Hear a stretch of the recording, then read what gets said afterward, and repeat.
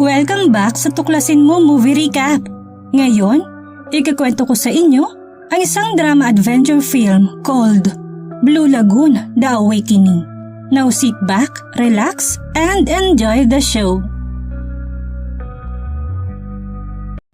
Nagsimula ang palabas nang ipakilala si Emma na isang mabuting estudyante at siya rin ang top student ng klase.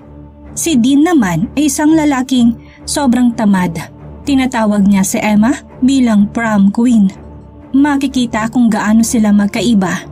Maayos si Emma. Maaga pa lang ay gumigising na siya upang tingnan kung ano ang mga dapat gawin sa araw na yun.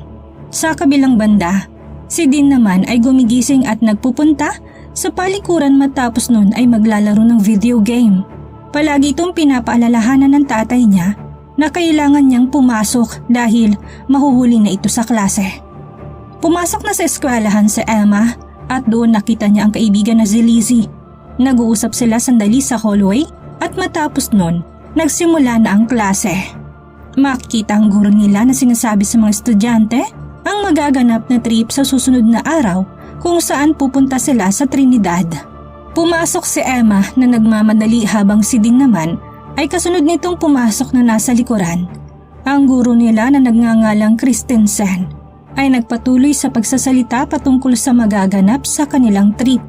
Sinabi ni Lizzie na maging si Dean ay sasama rin sa lakad na ito dahil mayaman ang tatay ni Dean, kaya't nakahanap ito ng paraan para makasama ang anak.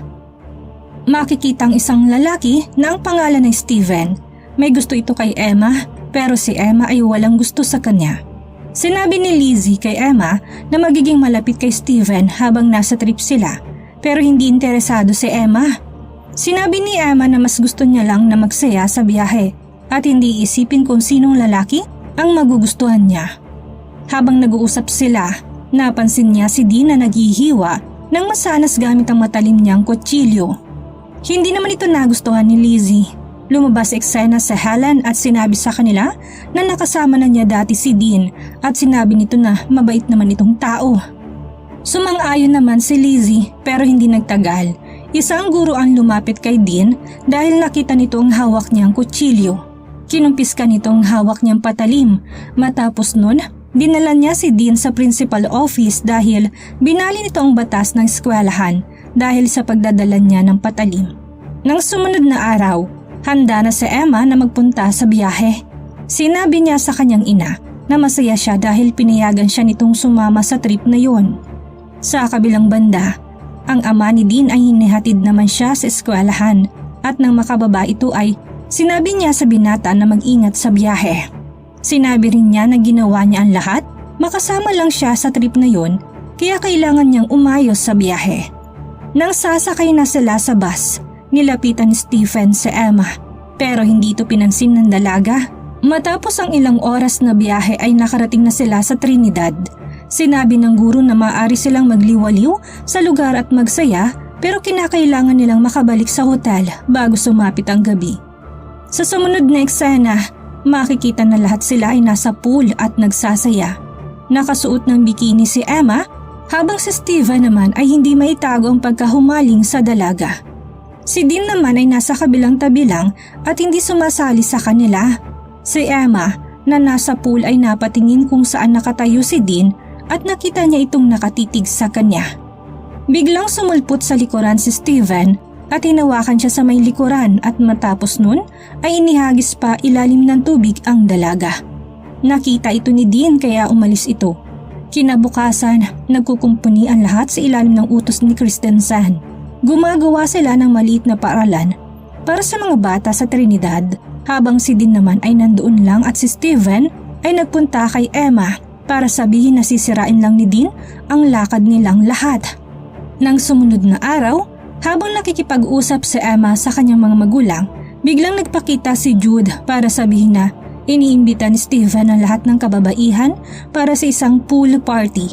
Ang party na ito ay gaganapin sa isang bangka. Hindi naman interesado si Emma pero pinilit siya ni Lizzie na sumama. Hindi nagtagal ay napapayag na nila ito. Nang gabing yon, nagpunta sila sa party habang si Emma naman na hindi masaya na nandoon. Bukod doon, nang makarating siya ay nakita niya si Steven na may hinahalikang ibang babae dahilan para mas lalong masira ang gabi niya. Nanduroon din si Dean at nang daanan niya si Emma ay tinatanong niya ang dalaga kung may gusto ba ito kay Steven. Sinabi ni Emma na hindi siya interesado sa mga nangyayari.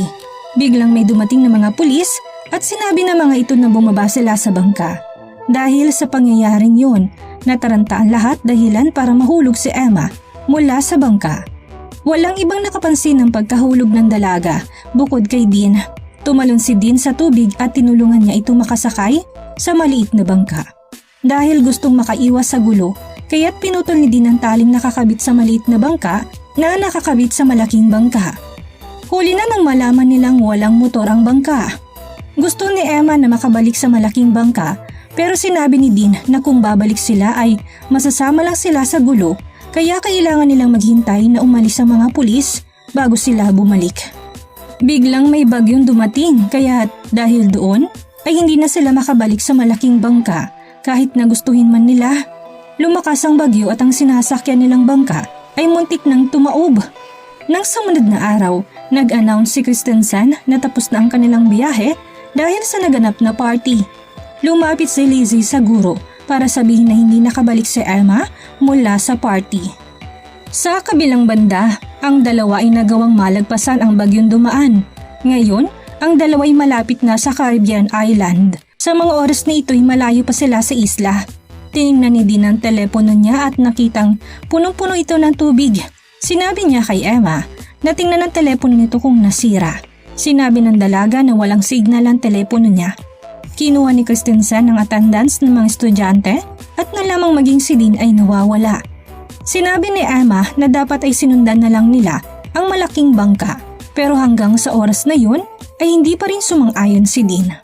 Biglang napansin ni Emma ang isang isla kaya't nagpunta ang dalawa sa isla.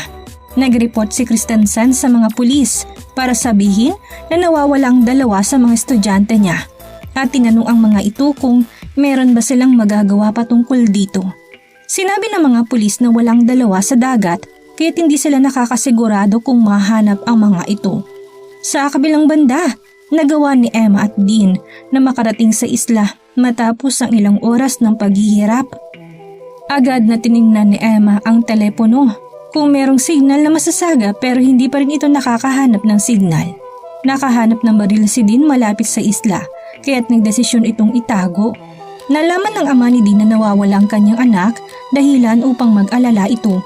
Dali-dali itong nagtungo sa principal at nakita si Barbara, ang ina ni Emma na nandoon din. Parehas silang nagtanong patungkol sa mga nawawala nilang anak at sinabi ng principal na hindi pa nila ito masasabi sa mga oras na yon. Sa isla, nagsimulang maglibot-libot si Dean at si Emma para tingnan ang lugar. Sa kagubatan ng isla, nakita nilang isang talon. Nagandahan si Dean sa lugar kaya't ninais nito na magpakuha ng litrato kay Emma pero tumanggi ang dalaga. Matapos noon, nagpunta sila sa tuktok ng burol para makita ang buong lugar pero wala silang ibang nakita doon. Nagdesisyon ng dalawa na bumalik sa dagat nang mapansin ni Dean ang isang kuweba. Sinabi niya kay Emma na ibukas ang flashlight ng telepono nito at nang papasukin na nila ang kuweba ay natake sila ng maraming paniki dahilan para mahulog sila sa tubig ng talon at nagkaroon sila ng oras para magsaya doon. Bumalik ang dalawa sa dagat at nalaman nilang nawawala ang bangka nila. Nang tanging nakita nilang nila ay ang life jacket. Kailangan nilang makauwi kaya't sinabi ni Dean na kailangan nilang gumawa ng sarili nilang bangka. Nagsimula ang dalawa na maghanap ng mga bagay para makabuo ng bangka pero wala silang mahanap. Naupo na lang ang dalawa habang lumulubog ang araw. Abala si Dean na nakatingin sa magandang paglubog ng araw habang si Emma naman ay kinakausap siya. Nakahanap si Emma ng makakain sa kanyang bag at tanging yun na lang ang magandang nangyari sa kanila sa buong maghapon. Ibinahagi ni Emma ang pagkain kay Dean. Ang mga magulang ni Dean at Emma ay nasa airport at naghihintay ng kanilang biyahe patungo sa Trinidad upang hanapin ang mga anak nila. Habang si Emma at Dean ay umupo na magkatabi ng sumapit ang gabi. Nakarinig ng ingay si Emma pero sinabi ni Dean na huwag pansinin ang mga naririnig niya. Napansin ni Dean na nilalamig si Emma kaya't ibinigay niya sa dalaga ang suot niyang damit.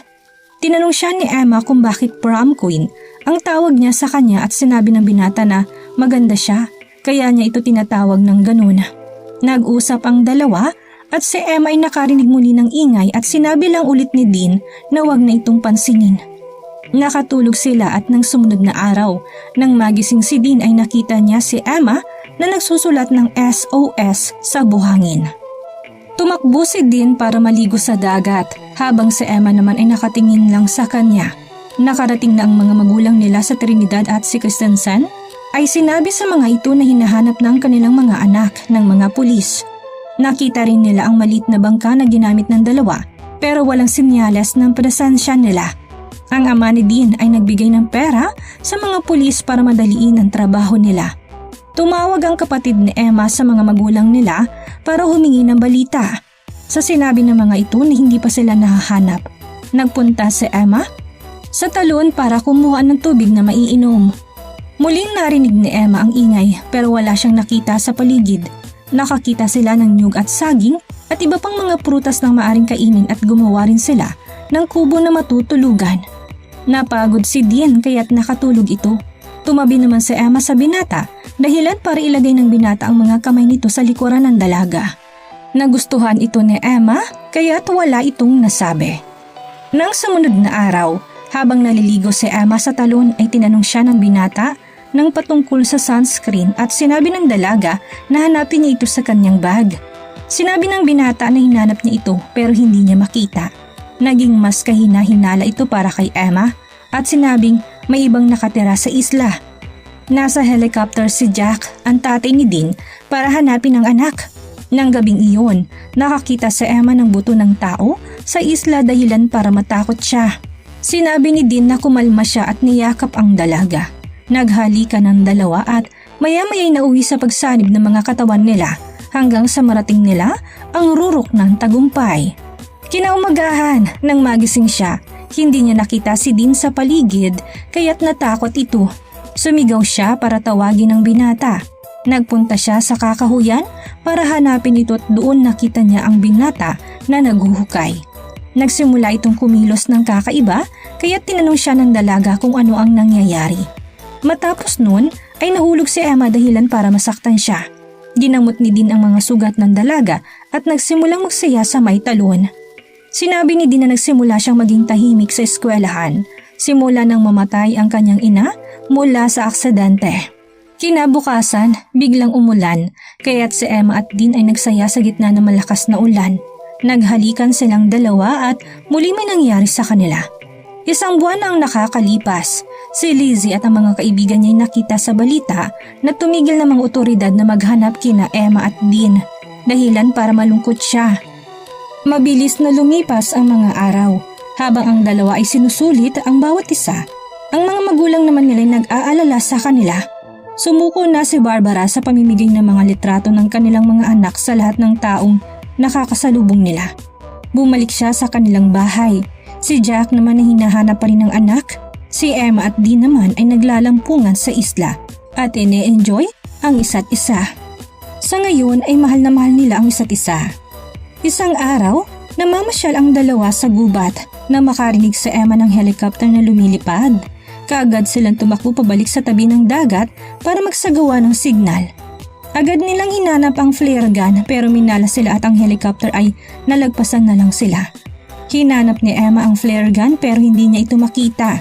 Sigurado na siya ngayon na mayroong ibang tao sa isla dahil ang gamit nila ay paunti-unting nawawala.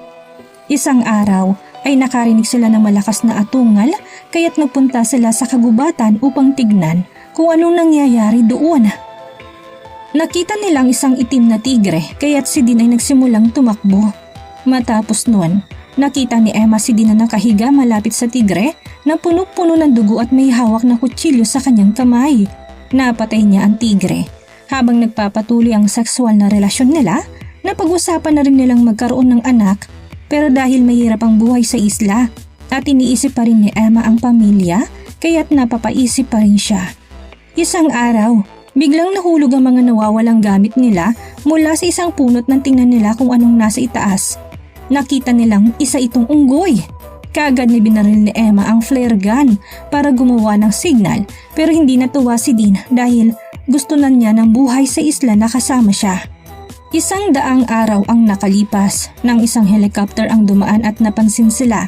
Ang sumunod na eksena ay makikitang sinasalubong silang dalawa ng mga mahal nila sa buhay sa airport. Naging popular si Emma sa eskwelahan habang si Dean ay nag-iisa pa rin at iniiwasan niyang lapitan ang dalaga sa harap ng marami. Habang nag-a-adjust sa pang-araw-araw na naging magkalayo ang dalawa. Dumalo ng prom si Emma at si Dean naman ay nagpunta lang dahil na rin sa paghihikayat ng kanyang tatay. Nakita ni Emma si Dean na nasa labas na tinitingnan lang siya mula sa bintana. Hinikayat siya ni Lizzie na magpunta sa bintana. Nang magkasama ay naghalikan ng dalawa at nagsayaw sila. Kapatid, kung nagustuhan mo ang video na ito ay mag-subscribe ka na at pindutin ang notification bell para palagi kang updated sa mga bago nating mga videos. At ito ang kwento na tuklasin mo. Maraming salamat po at hanggang sa muli.